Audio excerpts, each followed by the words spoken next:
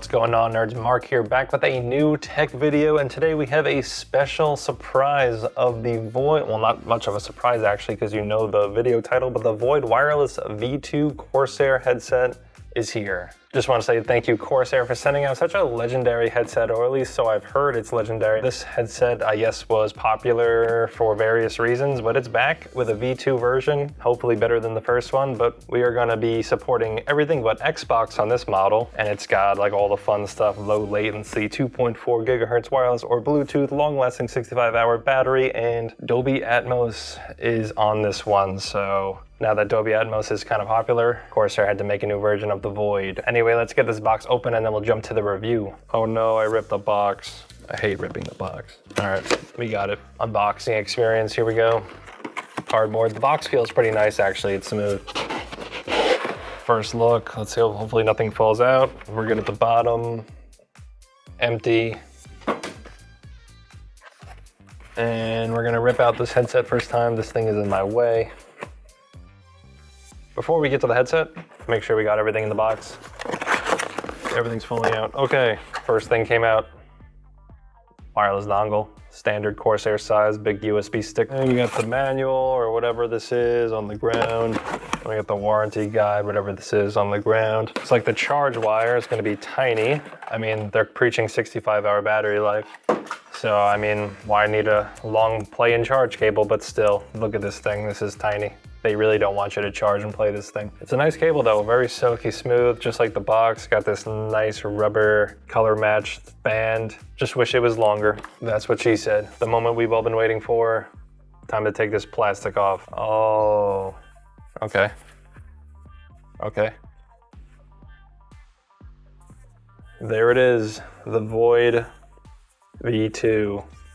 Very lightweight. Feels pretty nice. I mean, it feels the price. Everything just feels very nicely, smoothly textured, contrasted pads. A lot of these materials are different. What I like to see, I don't like these one material kind of headsets. They're kind of just bland. Headband, a little bit plasticky. Quick look at the bottom. USB-C charging port. We have a dial on here. Oh, you hear that? It's got some digital switch, I guess, in there. We have to test it out soon. Non-removable boom cable. Probably a flip to mute because it makes some weird noise. All right, overall very nice. I don't know what this is. You see this like button, maybe the Bluetooth? Something goes on right here. That's different. Not sure how I feel about that yet, but it is there. Just wanted to point that out. I guess let's just turn it on and then we'll move on to the review because there's really not much to this unboxing. The box is nice. Everything is pretty nice to the touch, but I don't know what it sounds like. But let's just turn it on first, if I can. Hopefully it's got battery. It's got a little bit of battery. It's blinking red on the bottom. There we go. Oh, see that right there? Beep, boop, boop. Green. All right, that's pretty nice. Look at that. The RGB looks good on camera. That's pretty stylish. It's not too much. Front facing only. Definitely looks good for like a stream, I guess. So they know what they were going for in that regard. All right, so there's a audio feature when you flip the boom up. It's pretty comfortable. You know, first impressions, my ears are really not hitting the insides of the ear cups. There's a lot of space for me, and I would say I have big ears. So that's a plus. You can mess with the adjustment. That is really buttery, actually. There's no clicks or like notches. It's just one smooth, almost like a liquid ball head. That's really nice, but it gets pretty big. Overall, pretty impressed in the general regard of the headset. I mean, for the price point, just have to figure out what it sounds like, but we can leave that for the review, you know? Thanks for watching the unboxing section of the Void Wireless V2. We're gonna move on to the review so we can see how we really feel about Corsair's brand new launch. Hopefully this is the first time you're seeing the headset is watching this video. So this has been Mark from Noisy Pixel Review.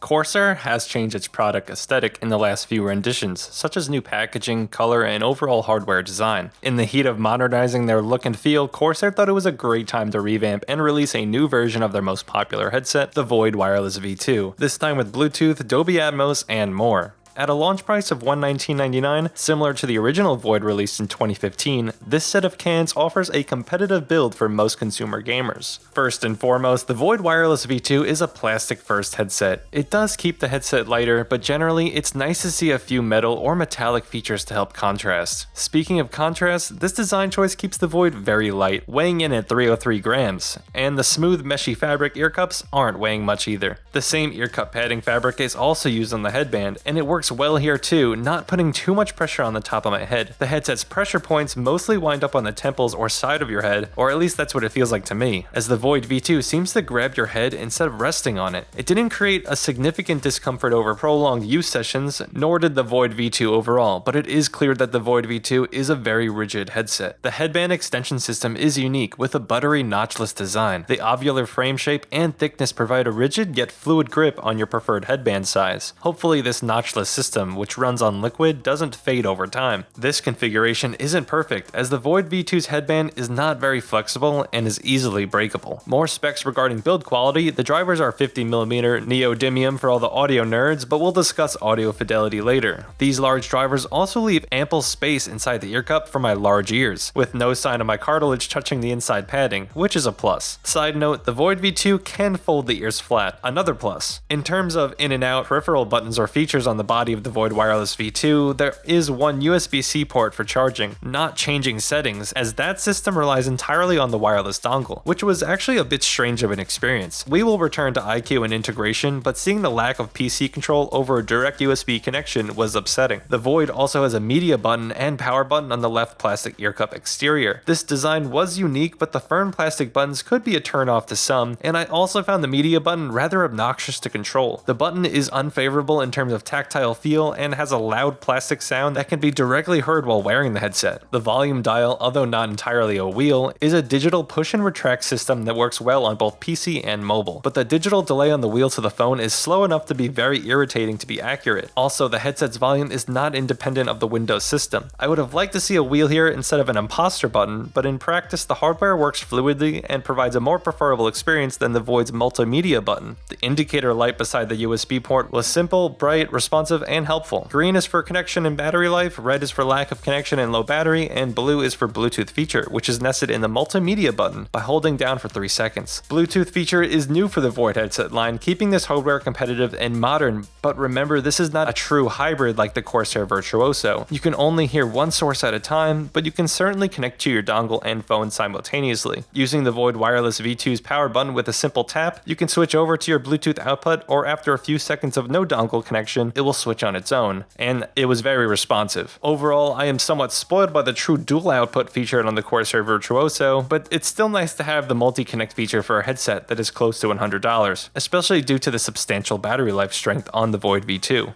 The battery life is labeled up to 70 hours, and let me tell you, it feels way longer than that. Although I didn't play for 24-hour sessions in a row, after multiple days of 6+ hour sessions, the Void Wireless V2 lasted days on end, and I can see this lasting over a week without a charge for lighter users. On top of this, the battery architecture allows for 6 hours of battery life with a 15-minute charge on a dead battery. Coming off of a headset that required an every other day charge, the Void Wireless V2 is a blessing with a battery. I'm not a heavy Bluetooth user, but I'd imagine the life expectancy is much lower when primarily using that feature. In conjunction with the spacious interior of the ear cups, the Void Wireless V2 comes preloaded with Dolby Atmos and Windows Spatial Audio, which does make a positive audible difference in the audio. Usually I leave these settings off, but for some reason I spent a lot of time taking advantage of the Atmos pass-through, and the soundstage is well crafted on this set of speakers. The ear pads are just as annoying to put back on as any other headset, but at least these Corsair cushions are fairly stretchable. Important to note, the passive noise cancelling on the Void V2 isn't the best, due to the cushion grip and lack of seal, so if you're looking to escape purchasing ANC, the Void V2 won't solve this problem. Moving on to the Void V2 boom mic and omnidirectional flip to mute, non-detachable design crafted pretty nicely, but I do have some concerns. The flip to mute has no tactile click or mechanical switch that triggers the mute. It is all digital, and that's the problem here because the voice prompts built into the headset, such as mic on or other connection prompts, are deafening and ear-bleeding volumes you can't lower, but only a setting to disable, thus removing any prompt for mute or unmute. I think this is a misplay on the user experience, and hopefully Corsair will update the firmware to support voice prompt volume individually. Maybe I'm just getting old, but it does hurt my ears. Anyway, the boom mic quality is upsetting for a headset in this price range, even though there is hit or miss input clarity at this price point on headsets. The Void Boom pulls through at a moderate to subpar quality that really isn't the worst, however the mic is very sensitive, so people with loud keyboards or heavy breathers might annoy their friends without noise reduction or AI filters. Regarding some package features for the Void V2, which also relate to the boom mic, the NVIDIA broadcast download for 2GB does enhance the quality of the boom mic and provides some relief with the noise reduction filters, but overall, the mic still isn't the best. The boom mic remains subpar, and there aren't enough filters to improve a lack of input fidelity from the start. Alright, so here is a boom mic test of the Void Wireless V2, and as you can hear, it's not the absolute worst. It's actually kinda decent, but that's because I have the NVIDIA Broadcast plugin downloaded, and without the 2GB download, it really isn't that great. The Broadcast really does a lot of heavy lifting, and I'm actually going to turn on the noise removal effect now, so only the noise removal effect is on so you can hear the difference in my voice. And if I add the room echo removal, you should hear the system kind of alter my voice once again. And the cool part is you can actually alter the intensity of these noise reduction features, so you can kind of just mess with it however you please, or you can just leave them off. But in general, not the worst mic, really not a great mic, and you definitely want to download Broadcast. On the topic of ICUE and customization, ICUE always seems quirky and a bit of bloat on my PC, but still the UI remains simple and easy to operate as usual, with the typical RGB settings that can be applied to the RGB strips on the front of your Void 2. Although tasteful and look nice on camera due to their placement, if you're into that sort of thing, the RGB strips are actually in my peripheral vision and often scare me. Seeing glimpses of RGB change make me feel like someone's next to me. It does look nice, but it keeps me on edge, and I was very conflicted about the RGB placement. The Void also allows for customization by pressing the volume wheel button digitally, which toggles a number of useful settings such as profiles, macros, copy pasta, voice changers, and more.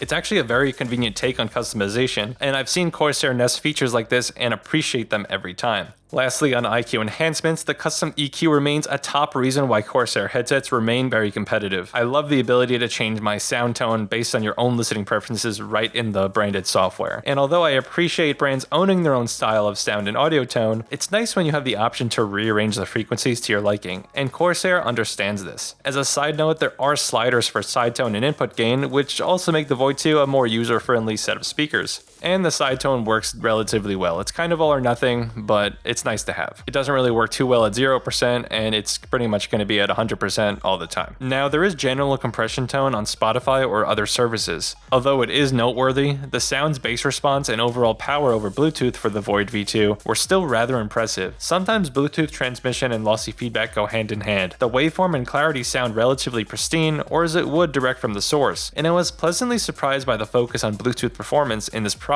We can really see where Corsair played their cards, and Bluetooth is one of them. You can also experience fewer or more compression tones in different frequencies based on your preferred EQ preset on ICUE. Other factors could affect general sound quality, especially if Dolby Atmos or spatial sound is enabled. So saying all of this, the Void V2 packs a powerful loud sound with crisp mids and lows, with a bit of a drop off on the fidelity in the high range, but it's a decent trade-off given the package offered here. Definitely spend time adjusting your EQ. In general, the soundstage, volume, and clarity are well balanced for a fantastic sound experience for the price. When it comes to dongle and Bluetooth range, the Bluetooth on my iPhone 15 did outperform the dongle through one wall, with about 70 to 100 foot range from my experience. I even walked outside, and the dongle might have been 30 to 50 feet or so, and I'm sure it's different from device to device across numerous factors, but the range was fairly impressive on the Void Wireless V2. The moment we've all been waiting for, gaming performance on the Void V2. Surprisingly, the Void is a very competitive yet theatrical headset with great versatility. Gaming sounded clearer than ever, even though I was coming off of a more expensive headset. The mids and highs punch through for games, making every sound bullet and ability shine through. And I'm not just saying that. For the price, it was a nice experience, especially on games like the finals with ample noise happening all at once. In the grand scheme of things, the Corsair Void Wireless V2 is a great headset for most people. It's offered at a slight discount to its competitors and offers great battery life, sound quality, volume, range, and more, all with great relative lightweight comfort and portability. The boom mic quality is a big disappointment for those intending to purchase the complete package, and it could be enough to deter a purchase. For those with external mic solutions like myself, the general package the Void V2 offers works well for most cases and is more than enough product for most gamers. Also, although light, the Void V2 doesn't fit a gamer on the go. Yeah, it can be flat-packed and light, but the ostentatious design and firm temple grip are too much for a relaxing road trip or flight. It's more of an at-home headset for the desk or couch gamer with features for a traveler. Noisy Pixel is giving the Corsair Void Wireless V2 a B+.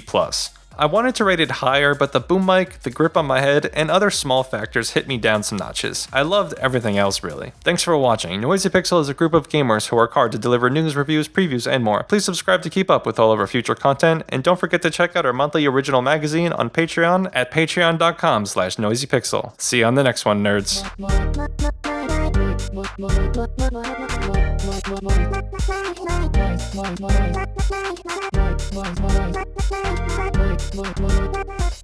Noisy Pixel.